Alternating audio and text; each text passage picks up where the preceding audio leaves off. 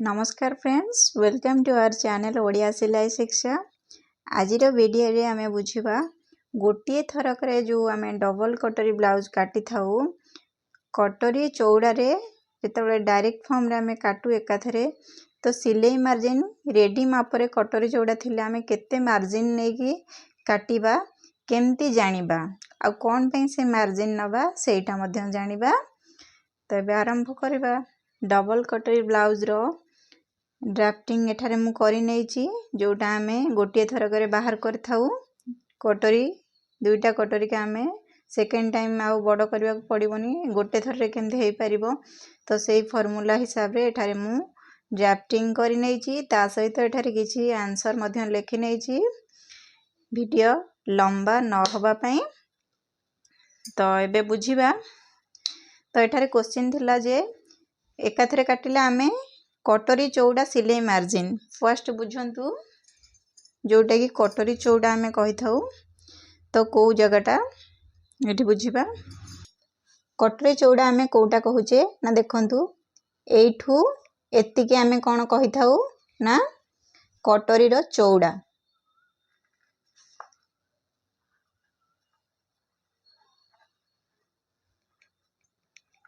बुझेला। एठू एतिके आमे कटोरी चौड़ा आमे केमती माप कर थाउ बॉडी मेजरमेंट वीडियो अपलोड हे सरजी आपण माने चैनल पेज को जाई कि देखि परिबे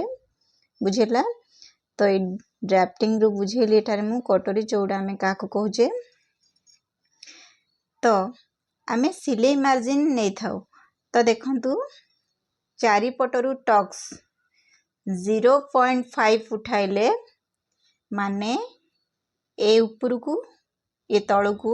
एपट साइड रो मध्य ऊपर तळ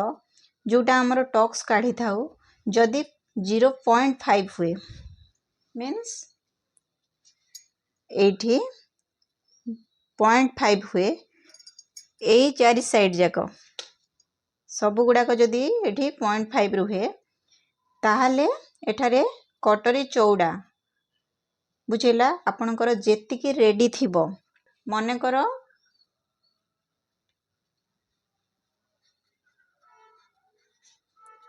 एठारे कटोरी 7 जोटा माने बॉडी रू रेडी नै थिबे माप बुझेला। तो एठी कोन लिखिची ना प्लस मिसेबे गोटे इंच ऐड करिवे बुझेला। तो केते हला हमरो 8 इंच तो टोटल एठू जो एक्स्ट्रा नै थिबे तो ए पर्यंत जो आनिबा तो एठी 8 इंच ही नबा आमे बुझेला। ए हिसाब रे मार्जिन ऐड करिबा गला। सेकेंड आसिला चारि साइड रू टक्स जदी 1 इंच उठेबे माने ए साइड रू जो चारि साइड रू ऊपर को आपण माने जो टक्स कढा होउची जदी गोटे इंच उठा होउची ताहाले कटोरी चौड़ा माने तमरो जेतिकी रेडी कटोरी चौड़ा रहिबो सेटा नेबे ता सहित कोन करिवे ना 0.5 ऐड करिवे माने सिलाई मार्जिन। थर्ड रे आसला चारि पटरु टक्स 1.2 बा 1.3 गोटे इंच रु 2 सिध हेई पारे गोटे इंच रु 3 सिध हेई पारे जदी ए चारि साइड रु टक्स उठाउचंती बुझेला काढुचंती कटोरी पई तो कटोरी रो चौड़ा एठारे नेबे केते ना आपनकर जेतिकी मन कर रेडी रहला 7 हो 8 हो 9 हो जहा भी हो ता संगे मिसेबे कोन ना 0.5 तादरे सिलाई मार्जिन मिसेबे। पूर्वरु वीडियो अपलोड हे सरजी केमते हम साइड टक्स काढी थाउ तो से हिसाब रे आपण माने याकू सिलाई मार्जिन ऐड करी करी के ए हिसाब रे नेबे। मु जो हिसाब रे एठारे कटोरी टक्स साइड टक्स काढी की सिलाई मार्जिन ऐड करची आपण माने से हिसाब रे नेले ए ब्लाउज देखंतु परफेक्ट हबो। जदी एठारे मु साइड टक्स काढुची तो आपण माने जदी सिलाई मार्जिन वीडियो आउ कोनोसी वीडियो रो देखुचंती कि बुझुचंती तो एठु अधा सेठु अधा जदी मिक्स मैच करी कि एठारे काटुचंती ताहाले भूल हबो कंपलसरी। तो से हिसाब रे कहबी जोटा माने बुझुचंती भल से बुझंतु जहा पड़े कि आपण मानन को ब्लाउज कटिंग करिवारे हेल्प करिवो। 4 आसिला चारि साइड रु टक्स 1.5 माने 1.5 इंच लेखा जदि उठेबे देखंतु मेजरमेंट टेप एठी हमर रहला एटा 1 इंच एटा हमर 1.5 इंच रहला जदि ए चारि साइड रु आपण माने उठौचंती ऊपर को 1.5 इंच तळ को 1.5 इंच एपटो मध्य उठौचंती ताहाले एठारे कटोरी रो चौड़ा आपण माने बॉडी रु जेमती मेजरमेंट करी देख सिखैची तो सेही हिसाब जदि कटोरी चौड़ा आपण मानकर रेडी 9 हो 10 हो जहाँ भी बाहरुची तो प्लस करिवे तादरे सिलाई मार्जिन एठी किछि ऐड करिवे नाही बुझिला एठी क्रॉस चिन्ह दे देइची सेठारे सिलाई मार्जिन आउ किछि मिसेइबे नाही बुझिला एतिकी आपण माने बुझिबा सहित मने भी रखंतु जे केमती एटा माने साइड टक्स नै कि आमे सिलाई मार्जिन ऐड करछु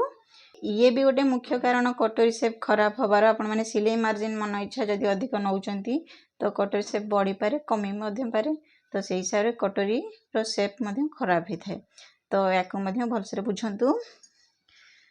तो यही एक्स्ट्रा सिलाई मार्जिन कोन पय निया जे मु कहिथिली पूर्वरु टिके आगरु जो वीडियो बुझिया पूर्वरु एठी कहिथिली जे जो सिलाई मार्जिन आमे नै थाउ सेइत पे आमे एक्स्ट्रा नै थाउ बुझिला तो सिलाई मार्जिन कोठी कोठी कोन पे निया होची बुझंतु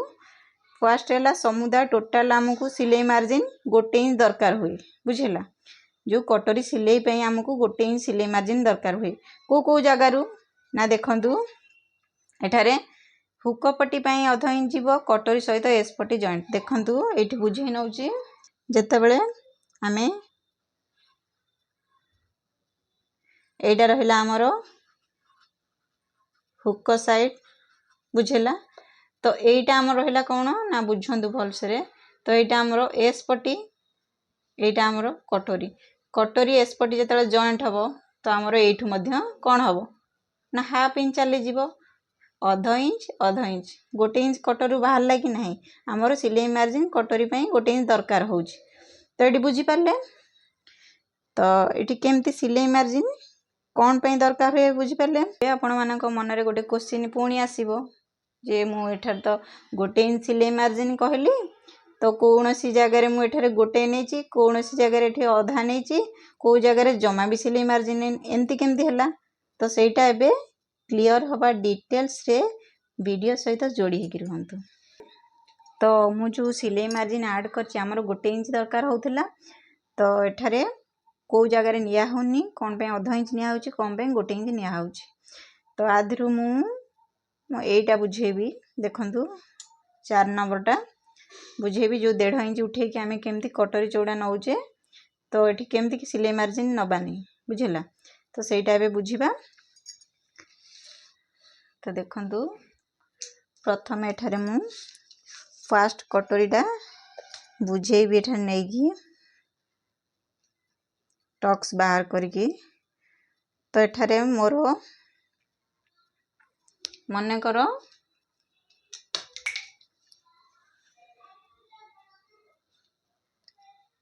करो एठारे रेडी मोर 7 इंच कटोरी रहिला मोर रेडी रहिला बुझेला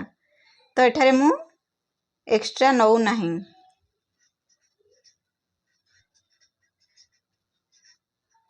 बुझेला एठी मु एक्स्ट्रा नौ नाही माने मु 4 नंबर टा बुझौची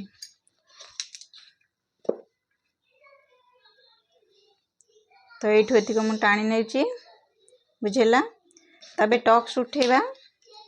तो 4 नंबर रे हमर कोन थिला टक्स ना 1.5 इंच हमें उठेबा तो देखंतु फर्स्ट ऊपर 1.5 इंच एठा उठेली ए साइड रो मध्य 1.5 इंच उठेली तो फर्स्ट कटर रु चौड़ा मापी के आपण मानकु देखेबी तो देखंतु एडा हमें आधा कर नबा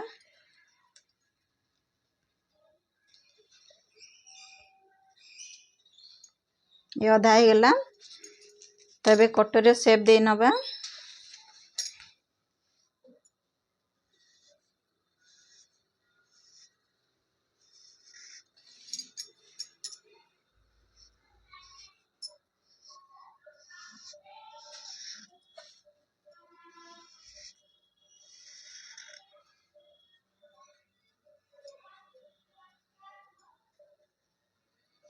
बुझला माने ए जिनसटा ये जो रहिला एटा बे मापिबा 7 नहीं थिले तो आमर एठारे कौन अच्छी ना मन कर एठारे मु 7 नहीं तो 7 संगे आमर आ 1 इंच दरकार होची प्लस 1 इंच दरकार होची कौन पे ना आमर सिलाई मार्जिन मिसिबो जेतु आमर 8 हवा दरकार तो एठारे आमे देखिबा बे 8 होउची कि नाही तो एटा मेजरमेंट टेप रहिला तो देखंतु याकू पूरा राउंड रे बे मापी नबा